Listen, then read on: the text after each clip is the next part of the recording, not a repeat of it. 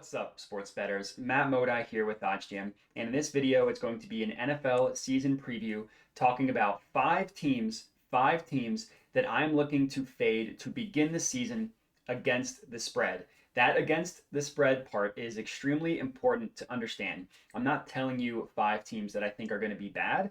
I'm giving you five teams that I think are going to be overvalued specifically against the spread. NFL spread betting is one of the more difficult things to predict. Money line, picking a team to win straight up is much easier, but it's much more valuable in the long run to have success betting against the spread, which is exactly what I'm going to be doing, giving my advice, talking about teams against the spread that I'm looking to fade to begin the season. So when I go through my process of looking at teams that I'm looking to fade, there's a lot of different factors that I look at, but the number one thing that I personally think is incredibly important to start off with is look at teams that performed well against the spread the previous year. So for me, it's looking at the 2020 season and looking at which were the top five teams against the spread last year.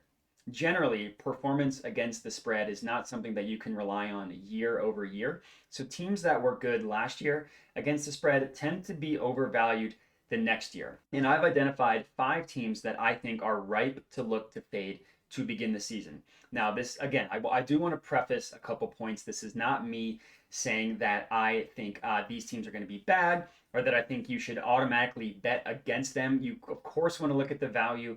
You want to look at the matchup. You want to see where all the books are pricing a spread at to see if you can get a good line. But these are games that I'm specifically looking out for to try and find a good line in the first 2 weeks. Without further ado, let's get started on these five teams. Number one, the team that I'm looking to fade, the Miami Dolphins.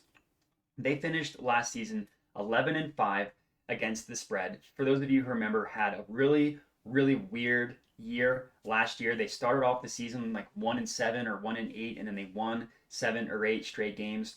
Heading into the 2022 season, they have a new head coach.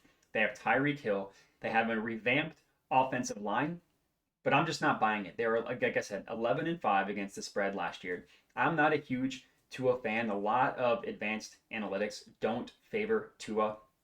So I think that Miami is one team that is ripe to fade to begin the season. Number two, the Dallas Cowboys. They finished last season 13-5 against the spread. Now that does include the one playoff loss. So if you're just looking at the regular season, they were 13-4 against the spread. They started off the year covering their first 5, 6, 7 games, something like that, covering the spread. Really good start to the year. Dak pulled his calf. The offense took a sharp turn towards the worse after that. So heading into this season, I think people are selling themselves on the fact that a healthy Dak means that the Cowboys are going to be as good as they were at the beginning of the year. I'm not quite buying that. They have to replace Amari Cooper. They have to replace a ton of weapons. Michael Gallup is coming off of a late torn ACL. So really, their once vaulted receiving weapons is pretty much just CeeDee Lamb. Tight end Dalton Schultz is good. I'll give him credit there. But their offensive line is injury prone, older, and not quite as good as they have been. Zeke had a really tough year efficiency wise last year. He stayed healthy, still finished as the running back 6 in terms of fantasy, but he did not perform the same way we're used to seeing Zeke perform. Now, he was coming off of a PCL injury, so you wonder how much of that will affect him, but he's had a ton of tread on those tires over his NFL career up until now. And I have a hard time believing he's going to be back to what he was early in his career. I think he's going to continue to be solid, but inefficient. And their defense relied a ton on takeaways last year. They had an inordinate amount of takeaways and defensive touchdowns. That is another stat that isn't really sticky year over year that you really can't rely on. And their defense is also incredibly top heavy. Micah Parsons gets hurt. Trayvon Diggs gets hurt, and they're in a world of hurt because they don't have the depth behind them. Now, Micah Parsons could be the best defender in the NFL in 2022. Trayvon Diggs could be one of the best cornerbacks. So they have talent, but it's unlikely that they'll force as many turnovers as they did last year, and it's unlikely that they will have as many defensive touchdowns as they did last year. So I think that this is a team that is ripe to fade against the spread heading into the season. Team number two is the Cincinnati Bengals. There's a lot of reasons for this one for the Bengals. They finished the year 14-7 against the spread. Now, three of those wins were in the playoffs. They didn't cover against the Rams, but they covered, or the Rams in the Super Bowl, I should say, but they covered in the first three playoff games. So if you look at the regular season, they were 11-6, still really good against the spread. And heading into the 2022 season, I think people have a little bit of overvalued what the Bengals actually were last year. If you just look at the regular season, they finished 17th in DVOA. They weren't even a top 14 team, which makes the playoffs. They were 17th. They did make the playoffs. They did make the Super Bowl, but it was kind of a fluky run. The Chiefs game, who really knows what happened to the Chiefs in that second half? They just let their foot off the gas. It was a weird run. I will say that, play devil's advocate on myself here. Joe Burrow, 1 year post ACL knee reconstructive surgery, I think will be a benefit. They do have a solid defense, but I don't buy the head coach, Zach Taylor. I was very frustrated with a lot of his game plans where he seemed to always run the ball on first down. They had a poor rushing attack, so they were always behind the sticks to begin a drive. So Burrow, everybody remembers him getting sacked a ton of times in the Titans game and in the Super Bowl. Well, that was a lot of the coaching's problem. Obviously, the offensive line struggled, and that's really why they gave up the sacks. But coaching didn't help out Burrow at all. He was stuck in second and long, third and long, obvious passing downs where he didn't give the offensive line a chance at all. So heading into this season, I'm very high on the Baltimore Ravens. I think they're going to be really good. And I think that people are overvaluing the Bengals after a little bit of a fluky Super Bowl run. The next team that I'm fading against the spread, the Green Bay Packers. They finished the regular season 12-5 against the spread, 12-6 if you include their disappointing playoff loss to the 49ers. And heading into this season, while I do think they are going to have a very good defense, we don't know what their offense is going to look like without Davante Adams. And they really didn't do anything to try and replace him. They signed Sammy Watkins, but we've seen Watkins in the Chiefs offense. Nothing exciting there. They drafted Christian Watson in the second round, who has a ton of talent, but never had the production in college. And production is one of the most important stats for a receiver from college to the NFL. Outside of him, they return Allen Lazard, who is a fine number 2, number 3 receiver. Robert Tonyan is coming off of a torn ACL, so we'll see what he is. Well, I do think they are going to have very good running backs. I like A.J. Dillon. I like Aaron Jones. I think the Packers people are falling in love with them just because of Aaron Rodgers. And I think that we need to see what they're going to look like without Davante Adams over a full course of the regular season to really get an idea. So I am looking to fade the Packers to begin the season. The next team, the last team, the 5th team, the Detroit Lions. They're getting a ton of love. They finished last year 11-6 against the spread, despite having the second worst record in the NFL. They played in a lot of close games. They covered the spread, but they lost those games. So I think what's going to happen with the Lions is they'll probably win more games than they won last year, but I don't think that they're going to cover the spread as often. They'll probably perform better in one-score games, but not every game is going to be as close as it was. And the teams that are on Hard Knocks generally are always overvalued for what they should be. People fall in love with watching them on Hard Knocks, and I think the Lions are getting a little bit too much love heading into the year after how they performed last year. They still don't have a great offensive line. Jared Goff is still not a great quarterback. Their skill positions, Amon-Ra St. Brown had a great end to his rookie year. DeAndre Swift is a great running back, but they don't have much there. Outside of Swift, they don't have much there.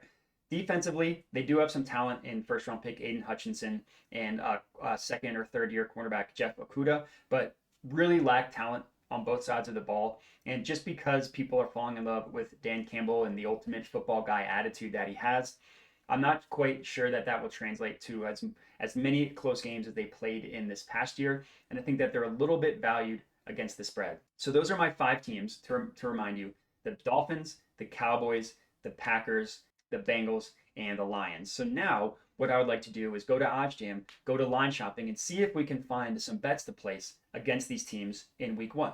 All right, so now what I have up here is my screen shared with odds up for all of the 5 teams that I'm looking to fade: Dolphins, Cowboys, Packers, Bengals, and Lions. Pretty easy. So for the Dolphins, first game, they play the Patriots. Looks like, just from a money line perspective, there's not a ton of value here. The OddsJam line, which is pulled from the sharpest line in the world, prices the Patriots money line at plus 133. with no book giving you better odds than plus 125. So not much doing here. If you want to look at the spread, which I think is a little bit better, we see that the Patriots are about 2.5 to 3-point underdogs, depending on where you look. And there actually is some value getting the Patriots at +3 if you want to get it at -118 on FoxBet. Every other book prices this spread to be at 2.5. BetMGM, FanDuel, Caesars, Tipico, BetOnline, Every Game, FoxBet, and then the OddsJam line with 2 books, PointsBet and FoxBet giving you the Patriots at +3. Getting that extra half point I do think is valuable. So I'll go ahead and put half a unit on the Patriots +3 on FoxBet. All right, so here we have it, Patriots +3. I'm going to put, like I said, half unit on it, $50 at -118 odds, Patriots +3. And let's see if we can get this accepted. All right, so they have to verify my location, so I will wait 10 seconds and try again. All right, and we are good to go. Bet has been placed, $50 on the Patriots +3, fading the Dolphins. So now let's look at the Cowboys versus Bucks. So the Cowboys, again, are underdogs here, just like the Patriots were against the Bucks. Makes sense, the Bucks being one of the Super Bowl favorites. Again, not seeing any value on a money line play here. The OddsJam line giving the Bucks at -118 odds. No other book giving you better than -120. So no value there. If we want to go to the point spread and see what we're looking at here, looks like the spread is about Cowboys +1.5, Cowboys +2. Again, I'm not seeing any value on here, so I'm actually going to go ahead, and sit out a play in the Cowboys versus Bucks game. I'm going to wait a little bit, maybe closer to week 1, see if I can get a good line, but not going to play something just for the sake of playing a spread. So I will look at week 2. I'll look at closer to week 1 to see how things go. Keep you guys updated there. The Vikings against the Packers, a little bit of value on the money line, but this is more of a spread play. If we did want to take the money line, would make sense to do it at PointsBet or FoxBet at +115. But again, this is more of fading teams against the spread. So let's see what we get here. So the Packers are about 1.5 to 2.5 point favorites, depending on where you look. And there actually is a ton of value. You can get the Vikings at +2.5, either at BetMGM or on FoxBet. So I think this is a really good bet.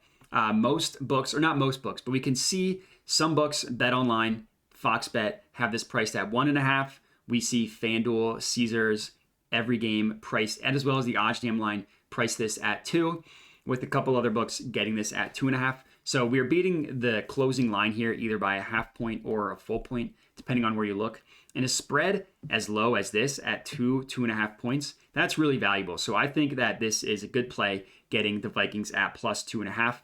We all remember how week 1 went for the Packers last year when they got absolutely curb stomped by the Saints in week 1. So I would love to back the Vikings here. So I'll go ahead and do that again on FoxBet. So I have up week 1.